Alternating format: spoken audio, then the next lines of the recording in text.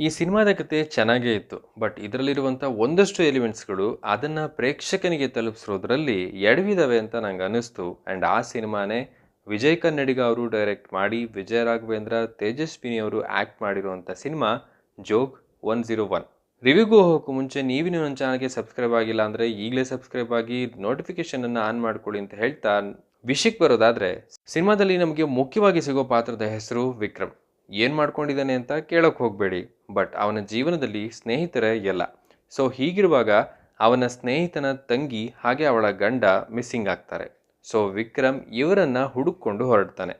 ಇಲ್ಲಿಂದ ಕತೆ ಮುಂದೆ ಹೇಗೆ ಸಾಗುತ್ತೆ, ಅವರು ಇವನಿಗೆ ಸಿಗ್ತಾರಾ, ಅವರು ಮಿಸ್ಸಿಂಗ್ ಆಗಿದ್ದು ಎಲ್ಲಿ, ಅದಕ್ಕೆ ಕಾರಣ ಏನು, ಕೊನೆಗೆ ಏನಾಯಿತು ಅನ್ನೋದನ್ನು ನೀವು ಸಿನಿಮಾಕ್ಕೆ ಹೋಗಿ ನೋಡೇ ತಿಳ್ಕೋಬೇಕು. ಸಿನಿಮಾದಲ್ಲಿ ಇಷ್ಟ ಆಗಿದ್ದು ಕಥೆಯ ಒನ್ ಲೈನ್ ಸ್ಟೋರಿ. ಇಡೀ ಸಿನಿಮಾವನ್ನು ನೋಡಿದ ಮೇಲೆ ಕಥೆಯ ಆ ಒಂದು ಪ್ಲಾಟ್ ನಿಮ್ಮ ತಲೆಯಲ್ಲಿ ಉಳಿಯುತ್ತೆ. ಅದನ್ನು ಬರೆದುಕೊಂಡಿರುವಂಥ ರೀತಿ, ಒಂದಕ್ಕೆ ಒಂದನ್ನು ಲಿಂಕ್ ಮಾಡಿರೋದು ಆ್ಯಂಡ್ ಕ್ಲೈಮ್ಯಾಕ್ಸ್ ಚೆನ್ನಾಗಿತ್ತು.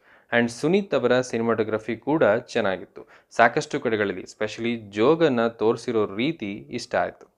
ಆ್ಯಂಡ್ ಸಿನಿಮಾದಲ್ಲಿರುವ ಬ್ಯಾಕ್ಗ್ರೌಂಡ್ ಸ್ಕೋರ್ನಲ್ಲಿ ಹೊಸತೇನೂ ಇಲ್ಲ, ಬಟ್ ಆ ಒಂದು ಸಸ್ಪೆನ್ಸ್ ಮೂಡನ್ನು ಇಡೀ ಸಿನಿಮಾ ಕ್ಯಾರಿ ಮಾಡಿಸುತ್ತೆ. ಆ್ಯಂಡ್ ಪರ್ಫಾರ್ಮೆನ್ಸ್ನಲ್ಲಿ ವಿಜಯ ರಾಘವೇಂದ್ರ ಅವರು ಇಷ್ಟ ಆಗ್ತಾರೆ. ಆ್ಯಂಡ್ ಉಳಿದಂತೆ ಎಲ್ಲರೂ ತಮ್ಮ ತಮ್ಮ ಪಾತ್ರಗಳನ್ನು ತುಂಬ ಅಚ್ಚುಕಟ್ಟಾಗಿ ನಿರ್ವಹಿಸಿದ್ದಾರೆ ಅಂತ ಹೇಳ್ತೀನಿ. ಇನ್ನು ಸಿನಿಮಾದಲ್ಲಿ ಬದಲಾಗ್ಬೋದಿತ್ತು ಅಂತ ಅನಿಸಿದ್ದು, ಕತೆ ಚೆನ್ನಾಗಿದೆ ಬಟ್ ಸ್ಕ್ರೀನ್ ಪ್ಲೇ ಹಾಗೆ ನರೇಷನ್ ಇನ್ನೂ ಬೆಟರ್ ಆಗ್ಬೋದಿತ್ತು ಅಂತ ನಂಗೆ ಅನಿಸುತ್ತೆ. ಒಂದಷ್ಟು ಲಾಜಿಕ್ ಇಲ್ಲದ ಸೀನ್ಸ್ಗಳು ಈ ರೀತಿ ಅನ್ನಿಸೋ ಹಾಗೆ ಮಾಡುತ್ತೆ.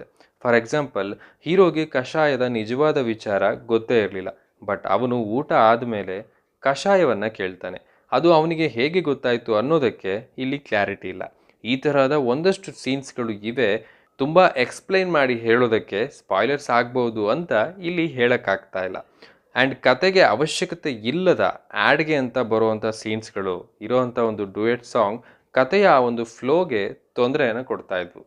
ಹಾಗೆ ಸಿನಿಮಾದಲ್ಲಿರುವಂತಹ ಜಿ ಅವರ ಕಾಮಿಡಿ ಇಲ್ಲಿ ವರ್ಕ್ ಆಗಿಲ್ಲ. ಇವುಗಳು ಸಿನಿಮಾ ನೋಡುವಾಗ ಸ್ವಲ್ಪ ಫೋರ್ಸ್ ಅಂತ ಕೂಡ ಅನ್ನಿಸ್ತಾ ಇದ್ವು. ಆ್ಯಂಡ್ 101 ಅನ್ನೋದಕ್ಕೆ ಒಂದೊಳ್ಳೆಯ ಕ್ಲೋಜರ್ ಸಿಗೋ ಹಾಗೆ ಬರೆದುಕೊಂಡಿದ್ದಿದ್ರೆ ಚೆನ್ನಾಗಿರ್ತಿತ್ತು. ಆ್ಯಂಡ್ ಸಂಭಾಷಣೆ ತುಂಬಾ ಬೆಟರ್ ಆಗ್ಬೋದಿತ್ತು ಅಂತ ನನಗೆ ಅನಿಸುತ್ತೆ. ಇದಿಷ್ಟು ನನ್ನ ರಿವ್ಯೂ. ನೀವು ಈಗ ಆಲ್ರೆಡಿ ಸಿನಿಮಾವನ್ನು ನೋಡಿದರೆ ನಿಮಗೆ ಏನನ್ನಿಸ್ತು ಅನ್ನೋದನ್ನು ಕೆಳಗಡೆ ಕಮೆಂಟ್ ಮಾಡಿ ತಿಳಿಸಿ ಅಂತ ಹೇಳ್ತಾ, ಓವರಾಲ್ ಆಗಿ ಹೇಳೋದಾದರೆ ಇದೊಂದು ಸಸ್ಪೆನ್ಸ್ ಥ್ರಿಲ್ಲರ್ ಸಿನಿಮಾ.